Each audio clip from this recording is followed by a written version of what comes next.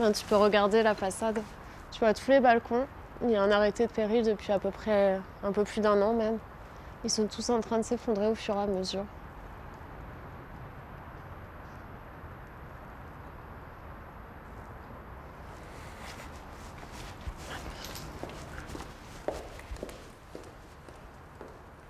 Et le propriétaire, l'avocate, vous avez eu des nouvelles? Non. L'avocate même pas? C'était le jeudi que je l'ai appelé. Il m'a dit de le réappeler. Et je ne l'ai pas reçu. D'accord. Alors, Par rapport aux poussières qui sont revenues non conformes par rapport au plomb, pour essayer d'éviter une éventuelle intoxication ou surintoxication des enfants. Donc déjà, c'est essayer au maximum possible d'éviter qu'ils jouent dans cette cour intérieure. Vous avez des volets où il y a de la peinture au plomb qui a été retrouvée. Et ces volets-là, ils sont pas... Non, il faut être très vigilant. Ils sont pas écaillés au point de faire plein de poussière, mais ils commencent quand même à être un peu dégradés. S'il y a des écailles, vous les prenez avec une éponge ou un linge humide pour pas faire plus de poussière. Vous balayez pas. Mais surtout, vous ne grattez pas vous. Parce que sinon, vous allez avoir du plomb sur vous, faire de la poussière et les enfants vont respirer. C'est pas bon pour eux.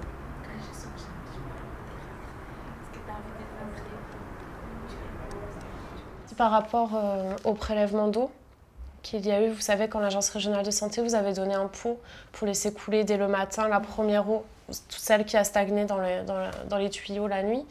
Les analyses se sont révélées non conformes. Il y a des traces de plomb dans l'eau.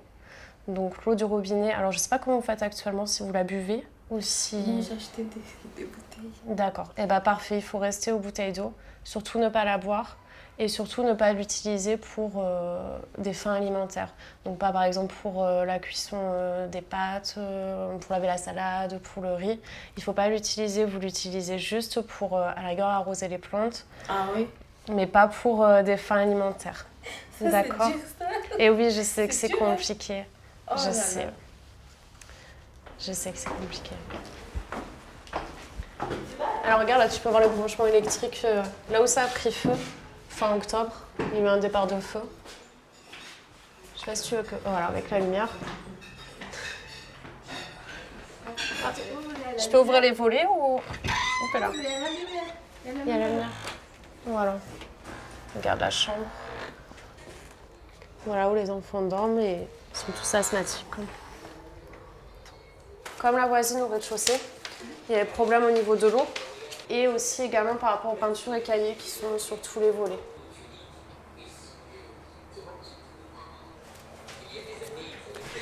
On va vous passer le bonjour à tous les enfants quand ils rentrent de l'école. Ouais, merci. Et puis je vous dis à bientôt et puis si vous avez besoin, vous m'appelez entre temps. D'accord. Ok. Ciao, Ben Angel. Ciao.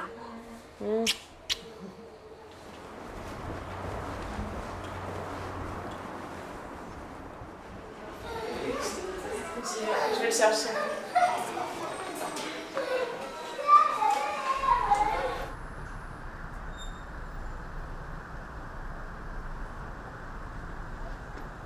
Armando?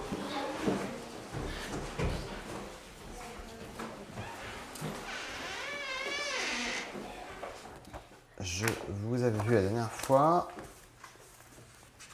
C'était au début de l'année. Ouais. En février. L'appartement, il est bien? La peinture, elle se décolle pas? Non, Non, ça va. Et vous faites toujours du ferraillage ou pas? non, on fait la ferraille, Oui. et c'est mon mari qui le fait, mais il ne portait pas à la maison. Il y a une place où il avait beaucoup de remèdes. D'accord. Là-bas, il le ramasse. D'accord. Et avant de rentrer à la maison, il se change? Oui, Il change les habits, il se lave? oui, D'accord. Ok. À la maison, il y a de l'eau? oui. D'accord. Donc il peut se laver. Oui. Il n'y a pas les poussières à la maison? D'accord. Ok. Ça se passe bien à l'école. La maîtresse, elle dit que ça se passe bien. Il écoute, il n'est pas agité. Elle dit pas qu'il est agité. D'accord. Tu le fais bien. Encore? Encore? Encore. Ça va, monsieur? On va lui donner quand même le traitement, parce que même si ça descend, je pense qu'il en a encore besoin. Et on fait la prise de sang aujourd'hui, et on va voir. Soit ça a bien descendu, et c'est qu'il n'y a plus de plomb autour de lui, et qu'on continue à surveiller, soit ça n'a pas bien descendu, ou ça a remonté, et là, peut-être qu'on mettra d'autres médicaments, et on reviendra surtout à la maison et voir partout les endroits où il va, s'il y a du plomb. D'accord ? À mon avis, j'espère que ça aura descendu et que ça va aller bien comme ça. Allez, on y va pour la radio et la prise de sang.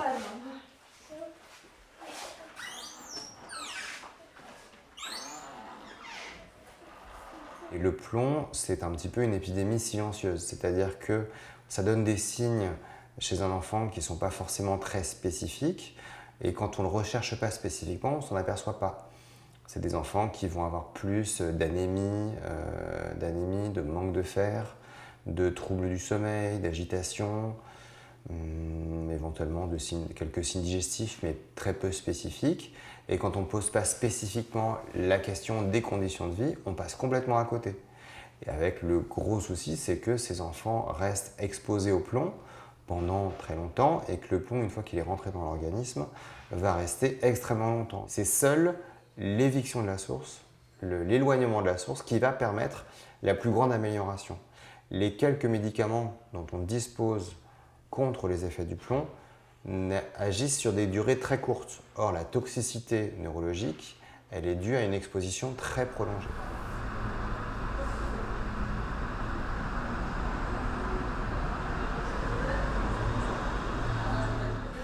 Les principaux effets du saturnisme, ils sont nombreux. Le plomb, il a des effets toxiques nombreux sur la santé. Les principaux, c'est des effets sur le système nerveux, des effets sur les reins et des effets sur la reproduction. Et les effets sur le système nerveux, les petits-enfants, ceux qui ont moins de 6 ans, ils y sont particulièrement sensibles. Donc être exposé pendant la petite enfance ou être exposé avant la naissance, c'est des moments particulièrement sensibles. Ce que ça donne le plomb, c'est des troubles intellectuels, une détérioration intellectuelle. Ça diminue les performances cognitives. Ça va donner des troubles de mémoire, des troubles de l'attention, diverses choses. Il y a même des gens qui ont été suivis maintenant jusqu'à l'âge de 50 ans. Et on montre que le déficit qu'on a acquis à cause de sa contamination par le plomb dans la petite enfance, on le conserve ultérieurement.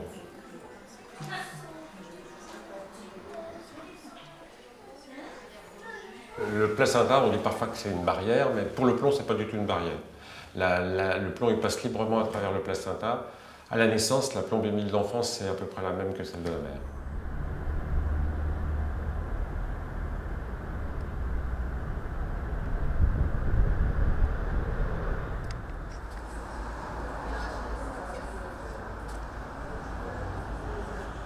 Comme vous savez, il y a des enfants qui ont des difficultés scolaires ou des fois qui ont des difficultés liées à leur comportement.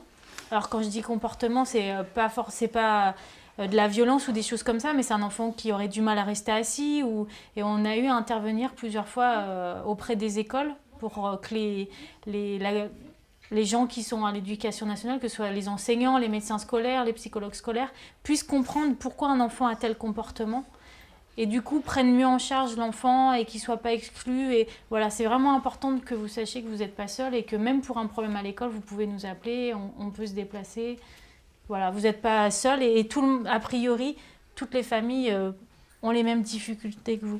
Aujourd'hui, je suis venue pour assister à cette réunion et pour savoir un petit peu l'évolution du saturnisme.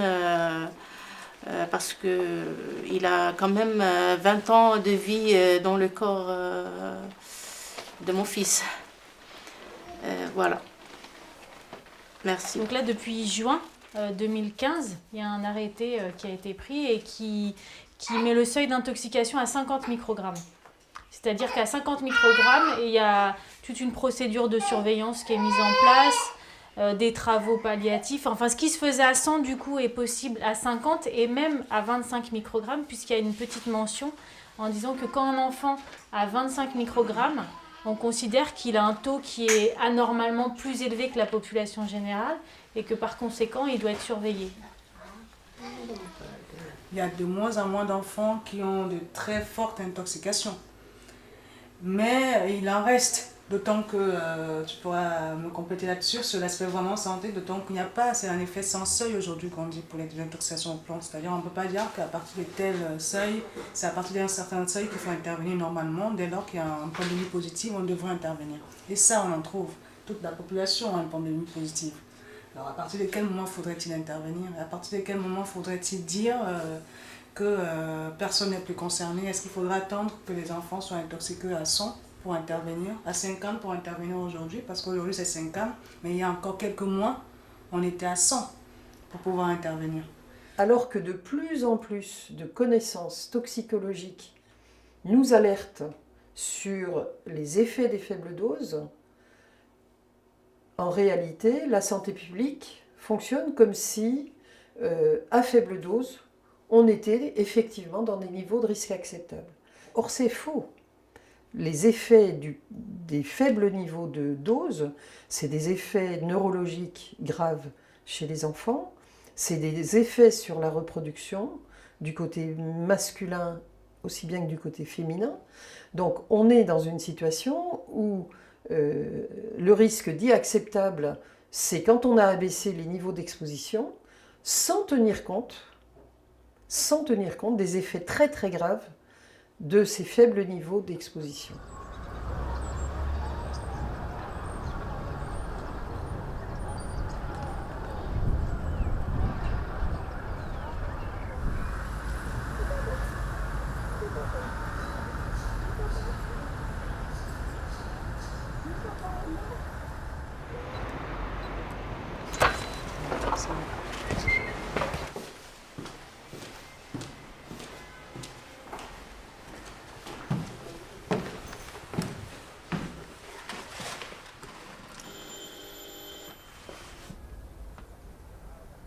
J'ai rencontré un élu qui m'a demandé dans quel logement j'habitais. J'ai essayé d'expliquer un peu dans la rue, le numéro et tout. Et elle m'a dit, est-ce que vous savez que votre logement date de très longtemps? Est-ce que vous avez déjà fait les pandémies aux enfants? J'ai dit, je ne sais même pas de quoi vous parlez. Elle a dit, bon, vous allez voir le médecin, vous lui demandez de vous faire une ordonnance. Et puis, c'est ce que j'ai fait sur le coup. Une semaine après, on m'a donné les résultats. Je ne savais même pas déjà ce que ça signifiait. Je suis repartie chez le médecin qui m'a dit, ça c'est dangereux, les enfants ont des taux très forts. Et quand vous êtes entré, parce que vous êtes locataire, donc quand vous êtes rentré, est-ce que le propriétaire vous a remis le CREP, ce qu'on appelle le constat de risque d'exposition au plomb? Non. Il ne vous a rien donné? Rien du tout.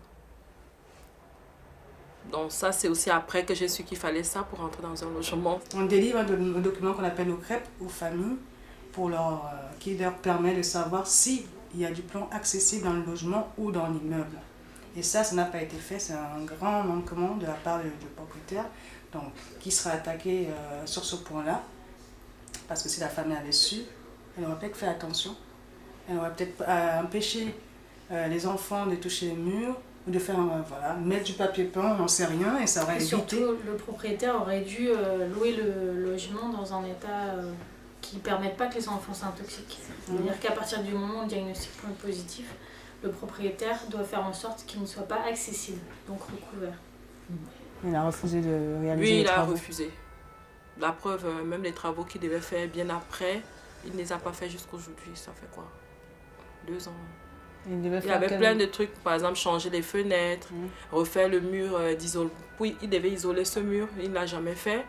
Il devait faire les aérations dans l'appartement, il ne l'a jamais fait. Il y a plein de trucs qu'il doit faire qu'il n'a pas fait jusqu'aujourd'hui. Donc, la préfecture était sûre qu'il n'allait pas faire, vu que la mairie lui avait déjà imposé de faire des travaux qu'il n'a pas fait jusqu'aujourd'hui.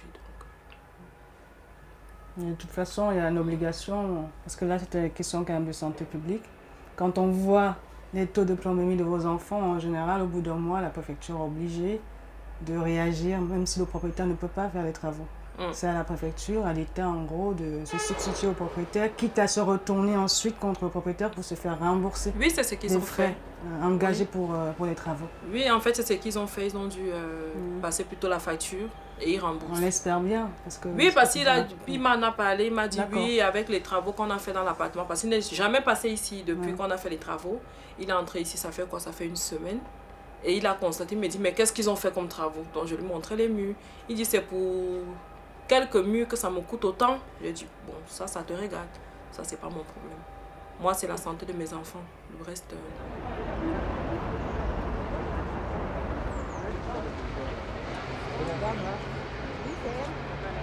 D'accord. L'absence de constat de risque d'exposition au plomb a été préjudiciable pour vos enfants puisqu'ils ont contracté la maladie. Donc c'est une faute pénale, c'est une infraction. Donc aujourd'hui on dépose plainte pour vous et pour l'association contre X et c'est le procureur de la République qui va déterminer qui est responsable. Est-ce que c'est le bailleur? A priori c'est la responsabilité du bailleur, mais il y a d'autres intervenants. Il y a des agences immobilières, il y a des personnes qui interviennent autour de tout ça. Donc c'est le procureur qui va déterminer qui est responsable.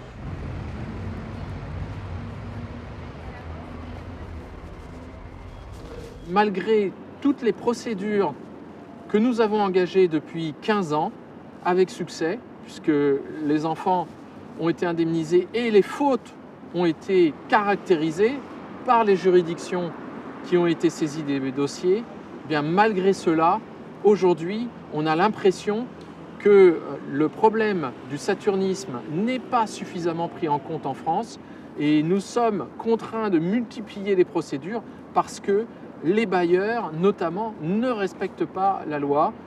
Malgré les décisions favorables des commissions d'indemnisation, eh bien, la loi n'est que très peu souvent respectée par les bailleurs. Aujourd'hui, l'inégalité devant la mort est devenue une fatalité pour la plupart des responsables politiques. On en revient à quelque chose qui avait été au cœur des discussions de la fin du XIXe siècle, c'est-à-dire indemniser, mais ne pas lutter contre les risques. Et en fait, cette question de l'indemnisation, alors, elle est importante dans la mesure où, effectivement, elle permet dans une certaine mesure, par exemple, à une famille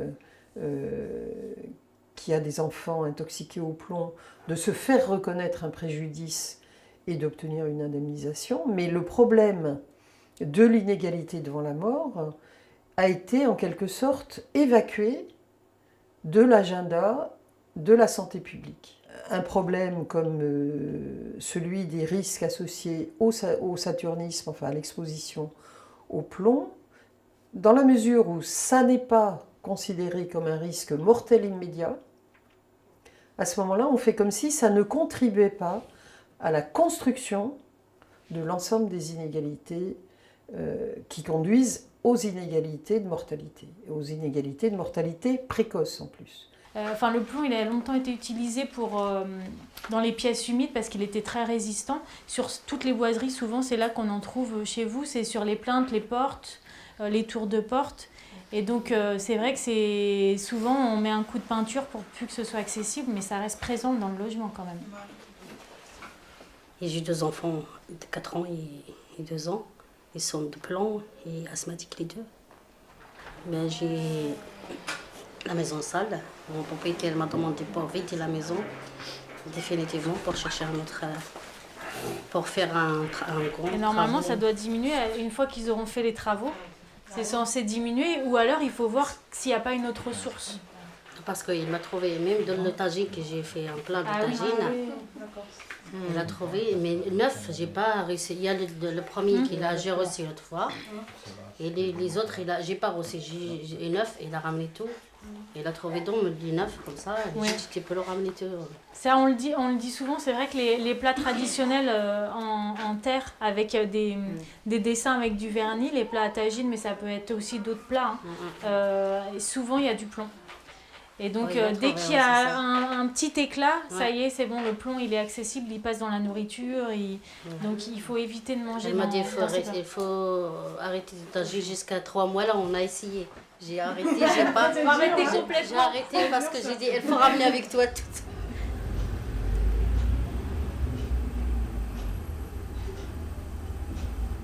Tu vois, là, il y a une glaçure transparente. Du coup, tu as le côté un peu brillant. Et là, c'est mat, il n'y en a pas sur celle-ci, celle de droite. Il n'y a même pas la composition. Hein. Tu vois, même sur les étiquettes, ça c'est le noir par exemple. Bon, évidemment, c'est écrit que c'est toxique, il faut que tu utilises un masque pour, tu vois, pour faire tes préparations. Mais il n'est pas stipulé qu'il y a du plomb, enfin tu vois, en tout cas... Et tu vois, ça monte vraiment à 1250 degrés.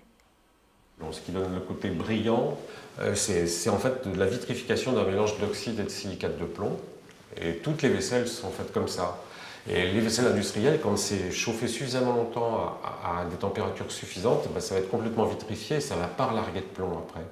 Mais si c'est pas bien cuit, et ce qui arrive assez fréquemment dans les poteries artisanales, eh bien, si on met des aliments au contact, ben, ça va pouvoir relarguer du plomb, surtout si ces aliments sont acides. Par exemple, même si on a acheté un ravissant saladier pendant son dernier voyage au Mexique, au Maroc ou dans le sud de la France, c'est pas forcément une bonne idée de s'en servir pour mettre de la salade dedans parce qu'on risque d'intoxiquer. Il peut y avoir plein d'autres soupes. Si vous êtes tireur sportif, eh ben, vous risquez de vous intoxiquer par le plomb parce que les projectiles que vous utilisez, c'est des projectiles en plomb. Donc la poussière qu'il y a au pas de tir, il y a du plomb dedans. On utilise des cosmétiques comme le surmal qui sert à faire du maquillage noir, qui est très riche en plomb, ou le col qu'on utilise dans d'autres populations comme cosmétique et puis qui est très largement utilisé par les gens qui aiment bien les produits traditionnels, même quand ça ne fait pas partie de leur culture personnelle.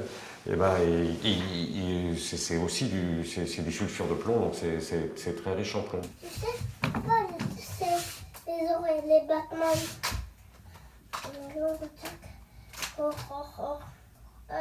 Le plomb, il y en a partout. Ce qui est le plus souvent responsable de l'intoxication des petits-enfants, c'est la consommation de poussière ou d'écailles de peinture, de poussière de peinture ou d'écailles de peinture qui sont détachées de murs dans des appartements anciens et mal entretenus. Parce que dans le passé, en gros, jusqu'au milieu du XXe siècle, on a beaucoup utilisé le plomb pour la peinture intérieure, comme couche d'après sur les murs, mais encore plus sur les huisseries, les portes, les fenêtres. Et donc, quand on habite un vieil appartement et que la peinture s'écaille, ben, elle s'écaille depuis le mur. Donc, toutes les couches de peinture qu'on a mis les unes sur les autres s'écaillent en même temps. Les enfants, ça joue au sol, ça met souvent ses mains à la bouche, ça met ses jouets à la bouche qu'on traînait sur le sol. Donc, les enfants, ils se contaminent facilement. Donc, ça, c'est la principale source de contamination des enfants.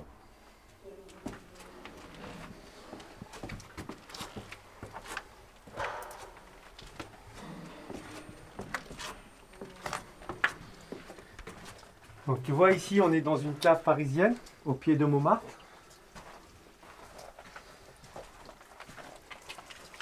Et là, il y a des anciens tuyaux en plomb pour l'arrivée d'eau potable.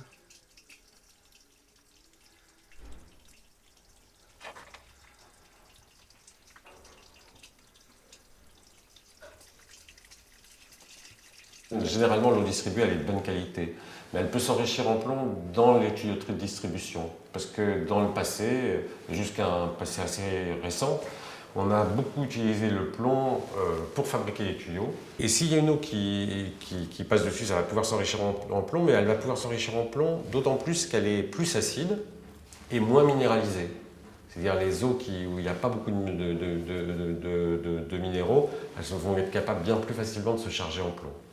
Alors à Paris par exemple, puisqu'ici on est à Paris, bon, on a des eaux qui ne sont pas acides et qui sont très richement minéralisées. Donc les gens s'en plaignent parce que pour se laver les mains, faire la vaisselle ou la lessive, c'est pas agréable, puis que ça entartre les canalisations, mais ça protège bien effectivement contre la libération de plomb par les vieilles canalisations qu'on a en quantité dans notre ville.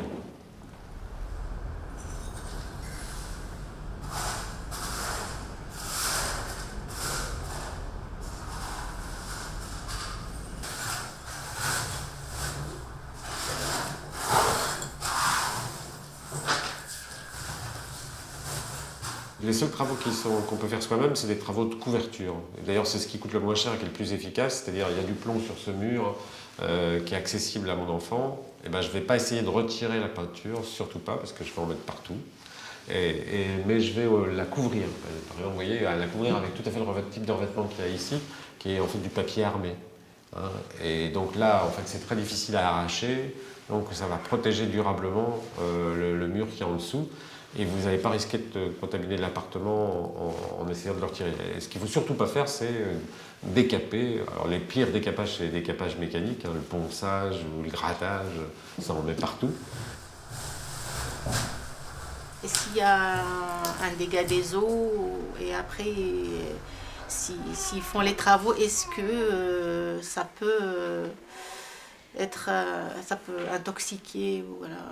Ça peut intoxiquer dès lors qu'il y a des travaux des travaux de grattage des murs.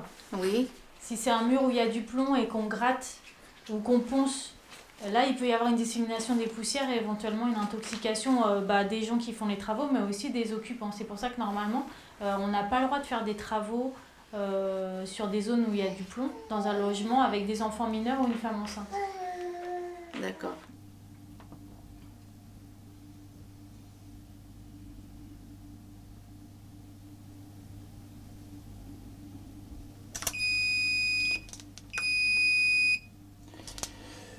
Ok, il y a du plomb.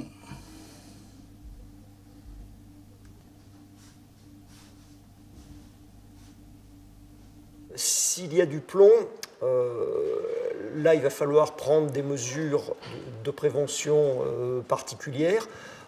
D'une part pour protéger, pour que les opérateurs soient protégés, et d'autre part aussi, surtout principalement dans les logements, pour éviter que l'appartement soit entièrement contaminé par des poussières de plomb. Quand je gratte, je suis pas, enfin, je sais pas si c'est du plomb ou pas.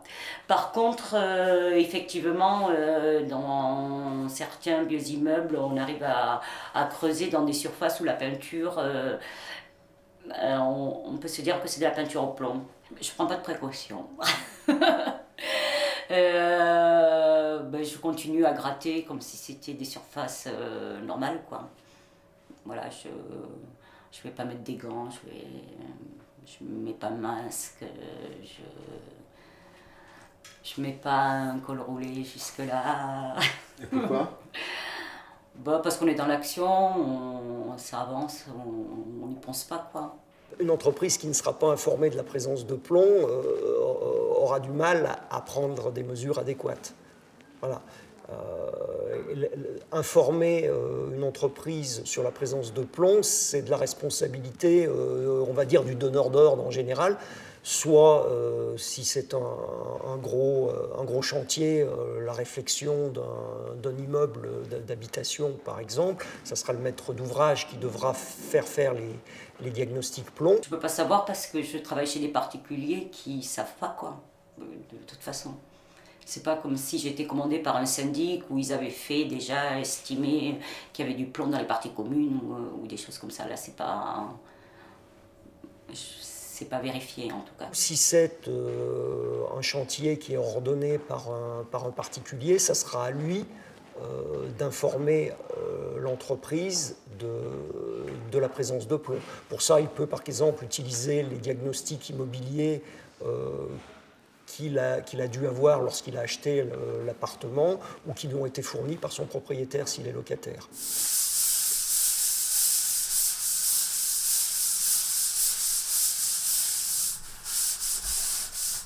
On réserve plus pour le ponçage, le masque, le gant, les gants éventuellement pour la peinture glycéro quand on l'utilise, mais parce que c'est un peu contraignant en fait de travailler avec des gants.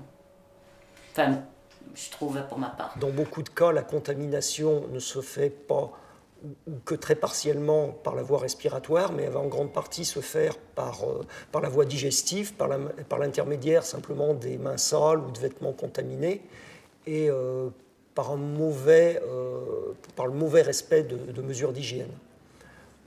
En particulier, sur les chantiers, s'il n'y a pas la possibilité de se laver les mains, de se doucher, c'est là que les risques les plus importants existent.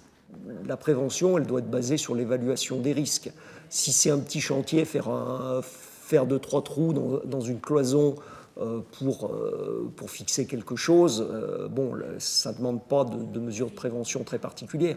Par contre, dans un appartement, si on intervient pour enlever les peintures au plomb ou remettre en état des peintures au plomb très dégradées, là, ça va nécessiter des mesures de prévention importantes et en particulier, c'est à peu près inenvisageable de faire les travaux dans un appartement occupé. Les risques seraient trop importants pour les occupants. Au niveau professionnel, ça reste toujours un problème parce qu'il reste toujours beaucoup de ces peintures. On parle des peintures dans les logements, mais il y a aussi le deuxième type de peinture qui est important, ce sont les peintures anti-corrosion qui ont été appliquées sur beaucoup de structures en acier. Et aujourd'hui, quand ces structures en acier sont rénovées, ça implique des interventions sur ces peintures qui peuvent donner lieu parfois à des expositions importantes et potentiellement à des intoxications des ouvriers qui travaillent dessus.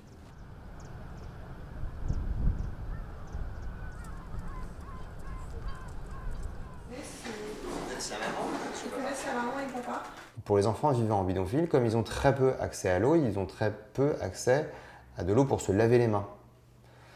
Donc ils continuent à avoir des mains sales, éventuellement à les mettre à la bouche, et aussi quand les mamans font la lessive, elles font du stockage d'eau, souvent à l'air libre, et donc il y a du plomb des poussières chargées en plomb qui peuvent s'incorporer à l'eau, et donc ça continue à intoxiquer tout le monde.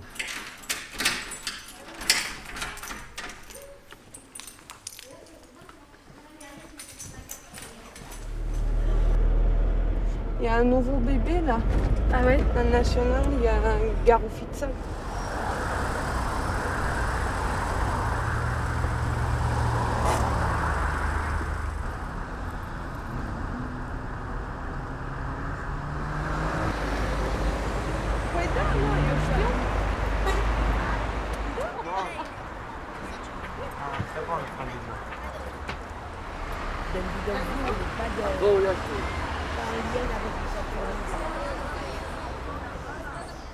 Nu se vede cântăriei, n-ai cum să-l vezi. De asta e important cât puteți, cum se poate, să încercați, mai ales înainte de mâncare, să le spălați mâinile bine,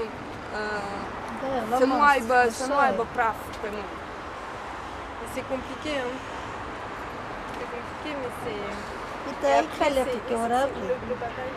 Tânărul ăsta. J'ai essayé de...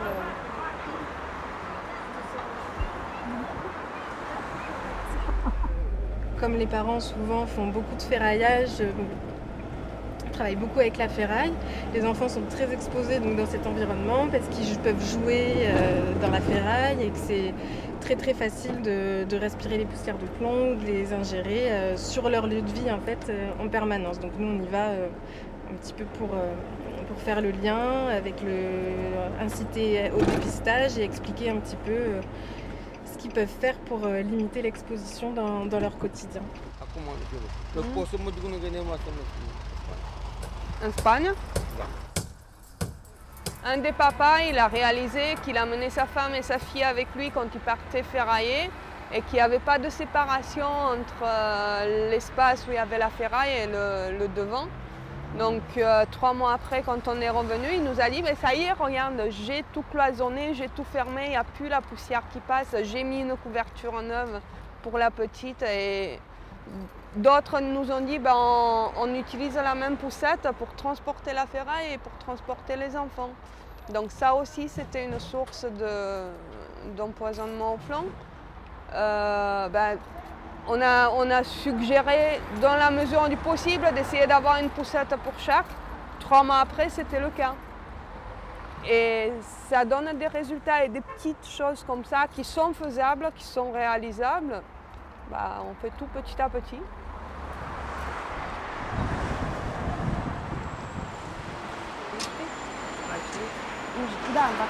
C'est trop facile de faire porter la responsabilité aux familles de l'intoxication des enfants quand la responsabilité, elle est collective, de laisser des familles de milieux défavorisés dans des environnements encore contaminés au plomb aujourd'hui.